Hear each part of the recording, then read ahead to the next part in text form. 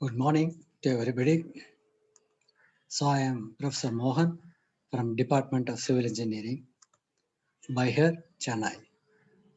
Today I am going to take up a class on disaster preparedness planning management.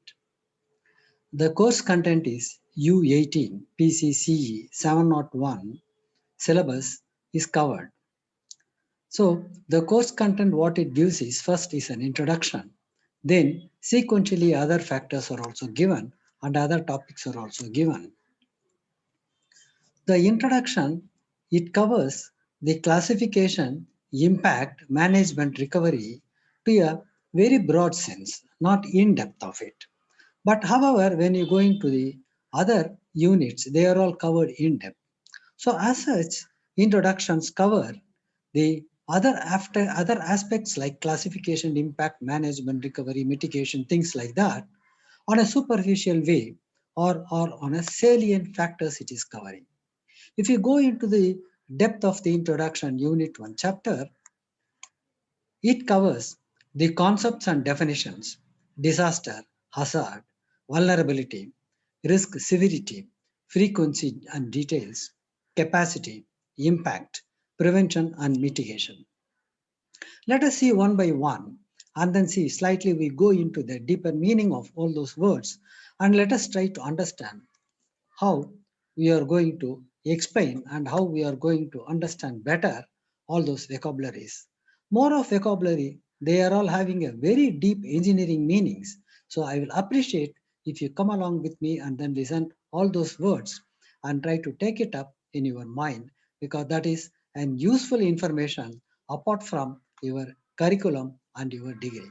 Because it's almost like a community level problem, so every man is expected to know, or as a civil engineer, you are definitely expected to know about all these factors.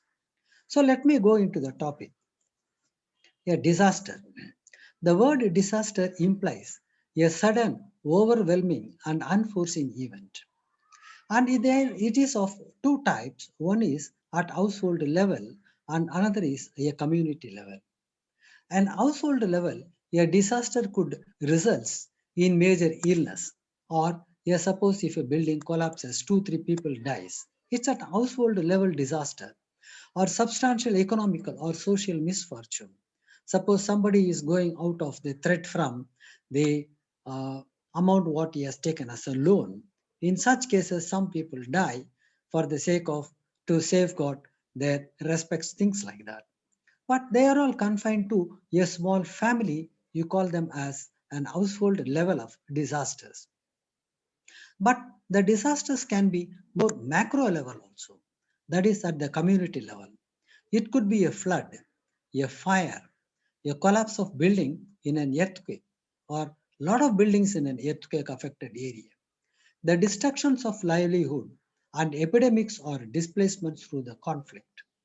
At the national level, the assistance from organizations such as some international federations, Red Cross, Blue Cross, various non governmental organizations, government agencies, even at the international level, bodies are also being handled to attack the problem of community level disasters. So, let me explain these two words with a small slide, small photographs.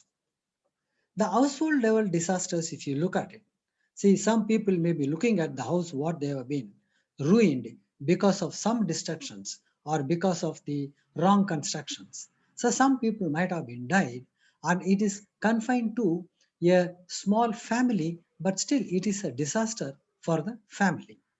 On the other hand, as I said, on the macro level, you have a problems of disaster.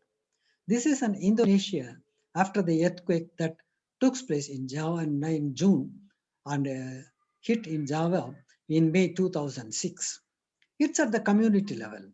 You see, the lot of the fertile lands have been lost, and lot of vegetations have been lost, and lot of people lost their life as well as their households.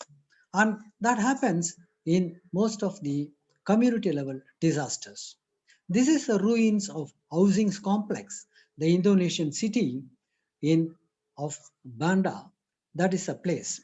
after the disaster. The community level disasters will go like this. Sometimes you lost most of the properties.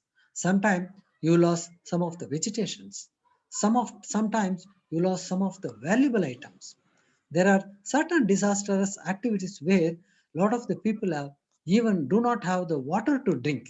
The underground water is also get spoiled because of that. So that is the level of the disaster when you coming to the community level.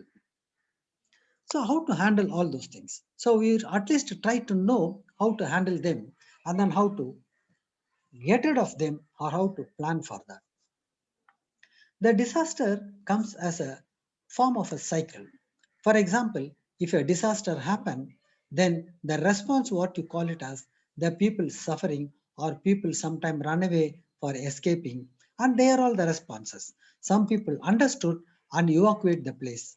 For example, disaster of cyclone, there is a warning is given. Then some people will be very very cautious in moving away from the places. So such that is a response of a disaster. And after the response, there is a reconstruction. Suppose some devastation is happening in the disasters, then the reconstruction is needed. You reconstruct it. During reconstruction, suppose you take some learns from the disaster, then you reconstruct it with some idea so that next time when the same thing occurs, it will not get affected. Then such things, the improvement on your infrastructure to face the disaster is called mitigation. The mitigation is also a preparedness of the disaster, but at the infrastructural level. Then preparedness. Preparedness means you get mentally prepared. You change your mindset. There is going to be a disaster which you have to face it. That you call it as the preparedness. When there is a cyclone one comes in, you get prepared. Some of the fishermen should not go into the sea.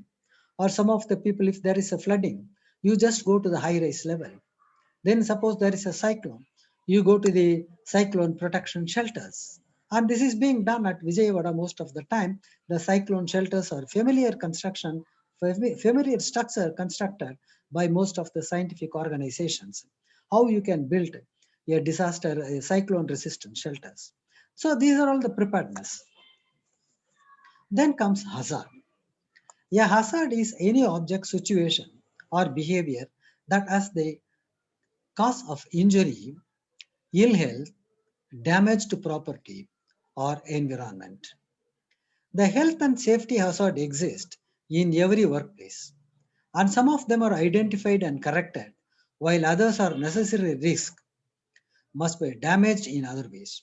For instance, by using a protective equipment, how you can protect from the hazards, the risk of job. The most of the occupational hazards are inactive or have a low potential of actually occurring. However, employer must be prepared to deal with them since hazard become active can generate an emergency situation. What does it mean is hazard is an object. Any object which will exist by itself it will not give you any harm. But if you ignore it, it will give you harm. For example, if you have some of the figures I can show you when I explain about the hazard. I will be following those figures I will show you. But now the classification of hazard, if you think of it, hazard can be classified as a physical hazard, mechanical hazard, chemical hazard, biological hazards, and other things. Some more classification is also there. Physical hazard is the non-ionizing region where the working from the heights, the unguarded machineries, where you get hurt. Physically, you call it as a physical hazard. Mechanical hazard or these are created by machineries often with protruding and moving parts. Chemical hazards, these appear when a worker is exposed to chemicals in workplace. Some are safer than others, but for workers who are more sensitive to chemicals, even common solution can cause illness, skin irritation, breathing problems. You can see this, yeah, sensitive people, those who even if they were washing the household utensils, you can see their fingers and hands will be just like that gets damaged, or you can see some damaged fingers, damaged hands. You can see that. So such people may need their gloves to be used. Then biological hazard, this includes the viruses, bacteria, fungus, parasites, and any living organisms that can infect or transmit disease to human beings. So such hazards is always possible. These are all things because of the living thing they are hazards is being created. You call it as the biological hazard. Then ergonomical hazard, including consideration of the totally physical of the job upon the workers, even beyond productivity, healthy, and safety. Suppose a person is doing a welding, then you should use the welding glasses. Otherwise, it's an ergonomical hazard. You can weld maybe an half an hour or 1 hour with your naked eye welding, but that's a powerful flame which will spoil the retina of your eyes. So that's an ergonomical hazard. Suppose if you sit in an inconvenient chair for about 6 hours or 7 hours, you get a backache, or you will get the back pain, or spinal cord problems, or spondylarthritis problems. These are all called ergonomical hazards, even though it is a passive in nature, but when it run for a long time, it affect very badly, and they are called the ergonomical hazard. Then psychological hazard, these may arise from the variety of the psychological factors that workers may find to be unsatisfactory, frustrating, and demoralizing. All those things will happen with the psychological hazard. Suppose a junior fellow is given a promotion by passing over a senior fellow who is sincere also, then such psychological hazards will come to the mind of the people. Electrical hazards and safety meeting topics, or it's only pertaining to the electrical people who should take up the tip off regarding electrical hazard safety, rubber gloves, rubber mat using, things like that. They will be using some of the line testers and earthing rods, things like that. Those things they should follow it up. So they are called the electrical hazards, and safety is prevented because of that. So if you look up at an hazard, for example, a moisture on the floor is an inert moisture. But you see a person is operating on a machine where he sits on that, by any chance his shoe get wet. And there is a possibility of any earth is being leaked from the machine, then that person will get a severe shock. Similarly, a person walking in the floor with a hard hat area without an helmet, a crane hook is approaching his head, and that will create an hazard. It may be standing passively, but this fellow can go and hit the hook, which will cause us a severe damage on him. A person, an unstable weight, is being carried by a person without any poor vision. He is not able to see what is coming in front of him.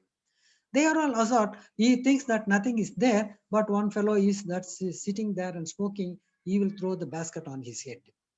For example, a fire extinguisher gate is there, fire exit is there. Under that, some loads are being stacked. So when there is a fire happen, somebody wants to run through that exit, then the stacks which are being done there is an hazard, which are passive, but it will create a problem when the time comes. They are classified as hazards. This is an improper location of the machine floor, where one machine is oblique and one fellow is operating on Xerox, one fellow is operating on maybe a system, either a CNC machine and electrical panel, and opposite way. Floor is not clear. If something happens, people cannot run, and people fall on the machines and they get hurt more. So these things are also, even though they are passive, but you indulge with them and get accidents. This is another case of an hazard where uncontrolled movement at the execution site, or maybe in the landmines, where some people will be standing on the truck and trailer and going, some people will be in the bucket of the earth movers, some people is standing on the conveyor belt, and some people is not able to put the scaffolding, and the plank gets slipped and start falling down. These are all the hazards, even though they are passive, but it is when the human being that come across with such things, then they will have the problems. There comes under the category of hazards. Vulnerability. Vulnerability is the quality or the state of being exposed to the possibility of being attacked or harmed, either physically or emotionally. That is a weak person in certain aspects of the life. For example, a blind person. A blind person vulnerability is he may not be able to see what is there in front of him. Sometimes he will be able to, with a stick, he can identify. Sometimes he may not be able to identify. Then there is a possibility of slipping. That is called the vulnerability. Suppose somebody is not having some knee pain in that, and if anything happens or any accident happens, he may not be able to run. So he is a vulnerable people to affect any emergencies. So vulnerability is the quality of a state of being exposed. Vulnerability describes the characteristics and circumstances of the community, system, or assets that makes it susceptible to the damage effects of the hazard.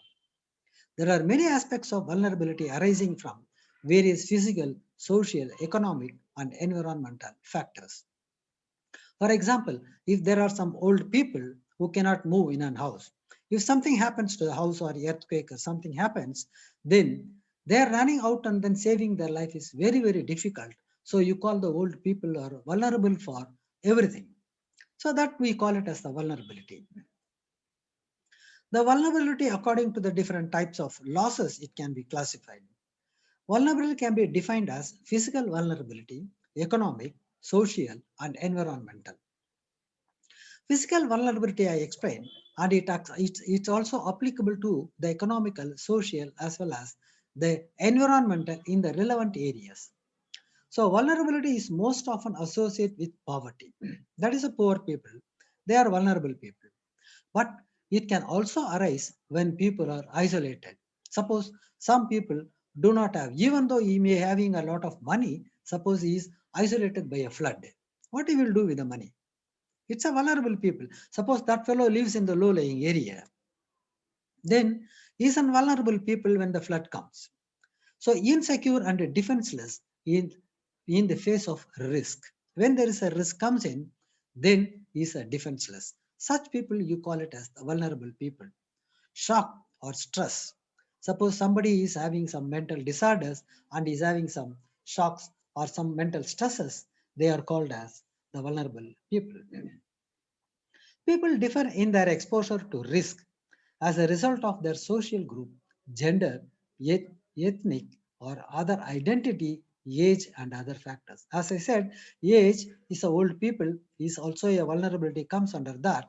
Social group, some people may be a very poor or economically weaker group, and gender biasness is also another vulnerability, and ethnic and other identities. Some community may be classified or may be economically poor. Some community may be living somewhere on the top of the hill where the communication may not be there, education may not be there, school may not be there. So they will have a less common sense in approaching the world. So they are also called as the vulnerable people. Similarly, on the economic side, you can have the economically weaker section, other things you can define. Social is a social context. The status of the people may be called as the social vulnerability. Environmental, you spoil the earth with putting a lot of plastic. That's a vulnerable material. You are not expected to use it. You causes the damage to the environment. So that's called the environmental vulnerability. So do not use the non-decayable substances, and that will cause us damage to the earth and environment. So that's another type of vulnerability. So the vulnerability management goes like this. You discover what is the vulnerability. Then you prioritize what could be identified, what could not be identified, how it can be handled. Then you assess how you can handle this. After prioritizing, you assess how the vulnerability can be assessed. You report it. You report it and discuss with higher levels or lower levels or any levels. Then you remediate. Any remedials can you find out? What remedials you can find out, you can identify. Then you verify whether your remedies are okay. Suppose your remedies are okay, then again you discover, you see whether your verified values are okay or not. Then you prioritize again. You do it many number of times. Then you will get a solution that's an automated the vulnerability life cycle. And we call it as the vulnerability management. And this is a vulnerable map on COVID for Indian map on April 2020, how many people are affected in India, and a lot of numbers are given. If you relate with the population, you will get an idea. If you relate with the season, you will get an idea. If you relate with the environment, you will get a relation. If you relate with the soil condition and status of the people, each one will give one information. So this vulnerable map you can draw for different aspects for the India, and they are called the vulnerability map of the India, and you can find it in some of the code of the practices. Our planning commission report also gives the vulnerability map of the India on different aspects. This is respect to April 2020 COVID, which comes under the vulnerability of COVID. Risk severity. Risk, an expression of the possible loss in terms of the probability and severity. What is risk? An example. So, risk is a probability of the safety. 1 minus probability of the safety is called the risk. Instead of telling mathematically like that, I will explain with an example. Driving on icy road is hazardous condition. That is, if you have a slippery road, not necessarily an icy road, maybe a slippery road, a mud with moisture is a slippery road. Driving on such road is an hazardous condition. The road is as it is in the stable condition. The road will not give you any harm to you. Now, the risk is lessened by driving slow while using a snow tires or chains. So the less probability of slipping and less damage if you go in the ditch or a slower speed.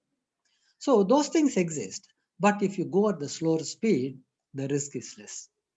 The risk is increased with the speed of the bald tires, high probability of slipping, and greater damage on impact. So the risk increases. The risk is zero if you do not drive at all. If you stay at home, your risk is zero.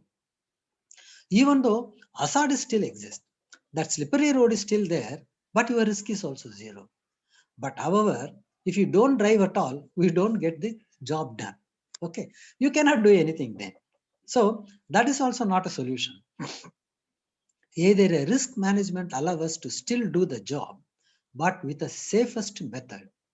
The safest method is a less risk method, or you take a risk with a calculated risk you take and do the job. That you call it as the risk severity management.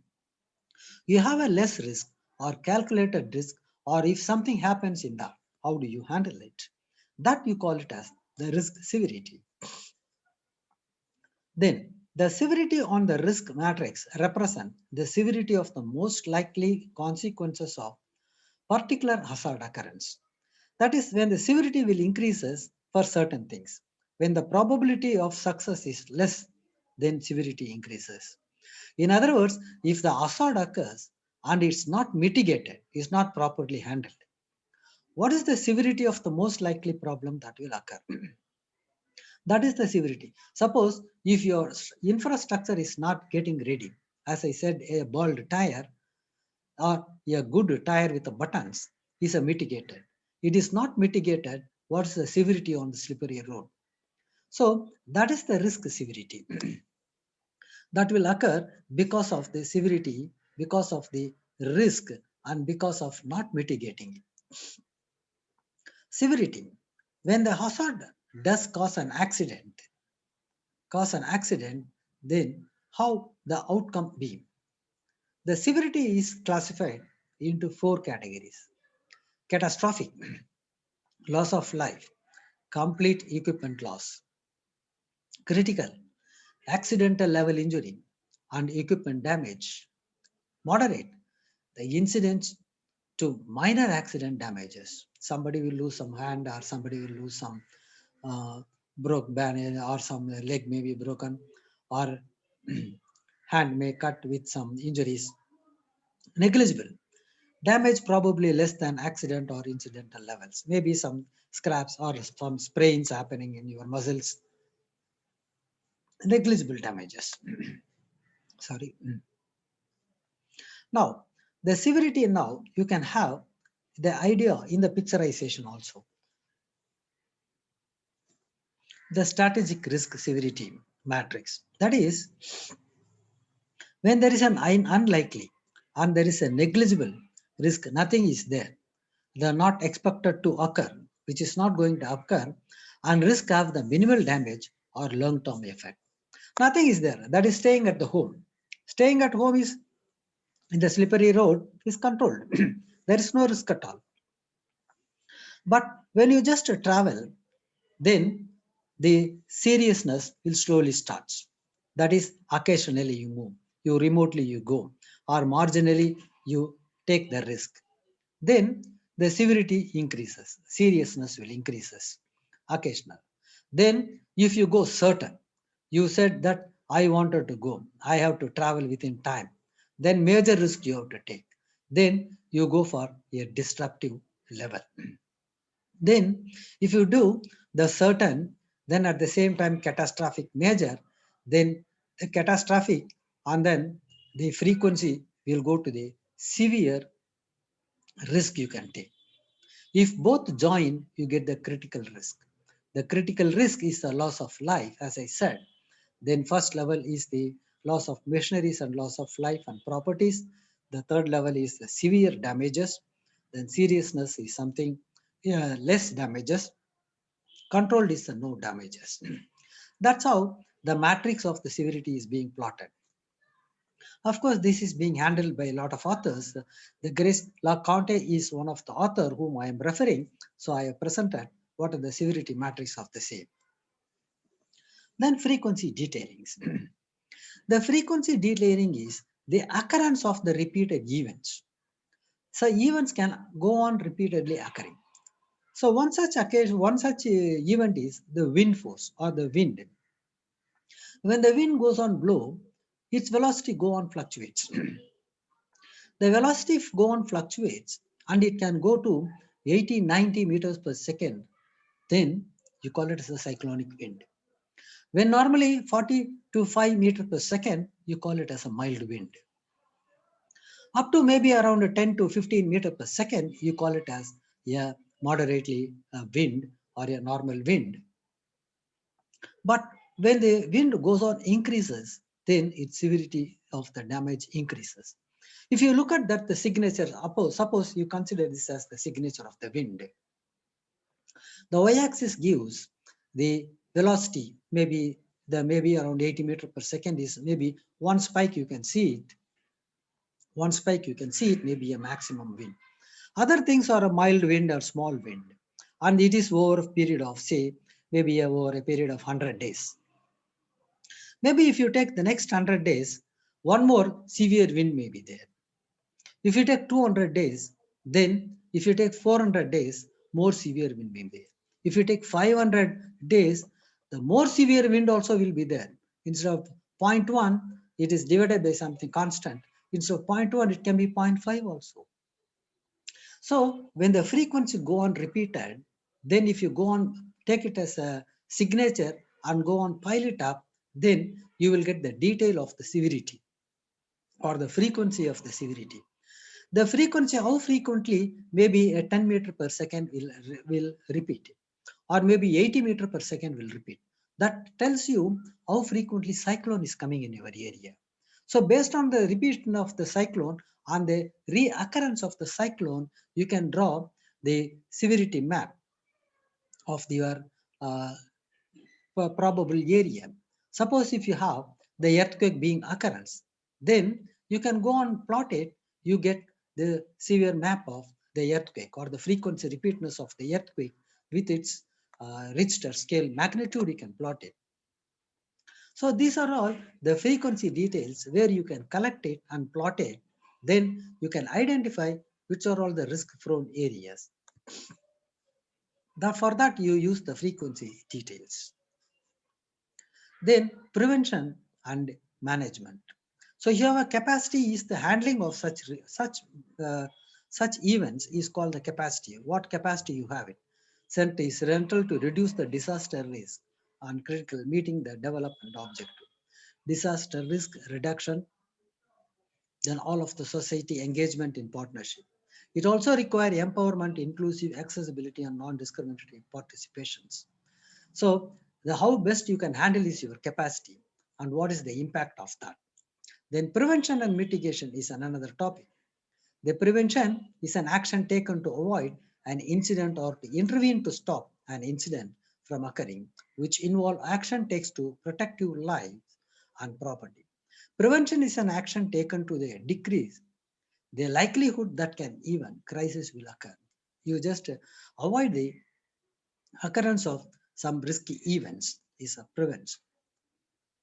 So mitigation is you plan first what all the possibilities, then what all the threats and hazards identification. You first plan for it, then you can have the threats and hazards. Then what is the risk because of this and disasters and resilience? What are the how are the things it can be accommodated and assess them? Then how the people can accommodate it. So common people can resilience power. So all those things you can have. Then public information warning, then long-term vulnerability reductions, then operational coordinations. So this is operational coordination is when there is a suppose when there is a cyclone or when there is an earthquake, what you do. That's why it is given as red. These are all planning level, but this is a public level. Long-term vulnerability action is given as a warning.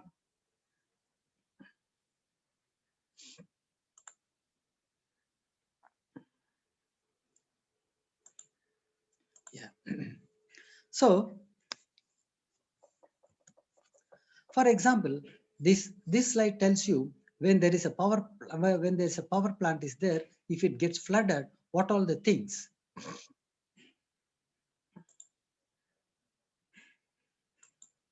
This window is not going.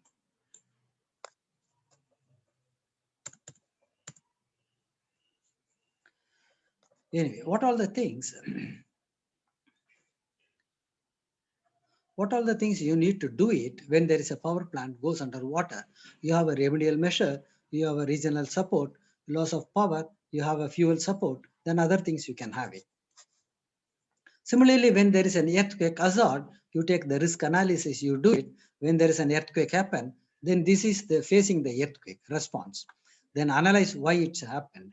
Then you mitigate, you prepare the infrastructure, get ready. Then preparedness, give warning for the people when there is a cyclone, you get prepared. This is a mental awareness, this is infrastructural awareness. Then when the occurrence happen, you again you have the work. You get some more information, you do it. So this is a risk analysis and earthquake risk analysis.